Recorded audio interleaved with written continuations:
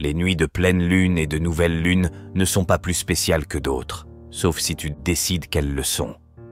Il est parfois utile d'implémenter en soi certaines croyances, ne serait-ce que pour instaurer une régularité de pratique. Au fil du temps, les 2 moments mensuels ont fini par revêtir quelque chose de spécial à mes yeux. Je les attends toujours avec impatience et enthousiasme, car je sais que ces moments vont être riches d'un point de vue magique. La pleine lune et la nouvelle lune sont les moments privilégiés où je fais les offrandes aux esprits.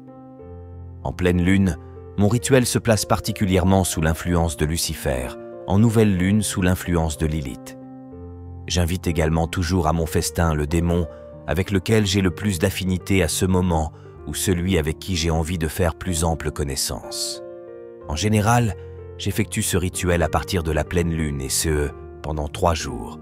Prépare une table ou un autel où tu places des offrandes représentant les éléments bougies, alcool, encens, eau minérale, noix salées, mais également les sigils des esprits invités. Recentre-toi un instant en dressant ton cercle magique, puis dis une invocation en accord avec ton paradigme narratif. En ce qui me concerne, ce sera quelque chose du genre. Lucifer, champion de la déesse, je t'invite à cette table. Sois le bienvenu. Esprit de mes ancêtres, venez vous réjouir avec nous. Soyez les bienvenus. À tous mes esprits protecteurs connus et inconnus, venez vous réjouir avec nous. Soyez les bienvenus. Nous accueillons également parmi nous un tel ou une telle. Effectuez le geste d'offrande.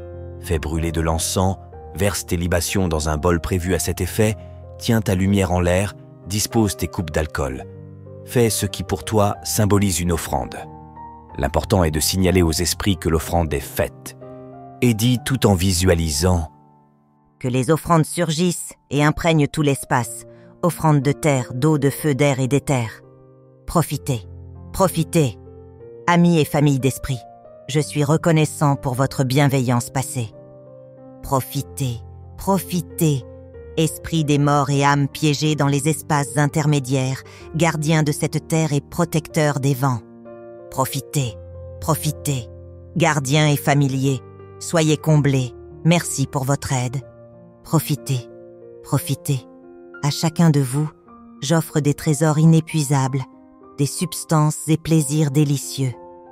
S'il existe des esprits qui veulent me nuire en ces lieux, je vous invite également à participer à ce festin en guise de paix, que l'alliance et l'amitié remplacent l'hostilité. Vous qui voudriez m'aider, soyez comblés. Ma volonté est faite. Visualise les offrandes se multipliant et remplissant tout l'espace. Observe comment les esprits interagissent avec les éléments environnants, la forme que prend la fumée d'encens, les pensées qui te viennent à l'esprit et les autres synchronicités.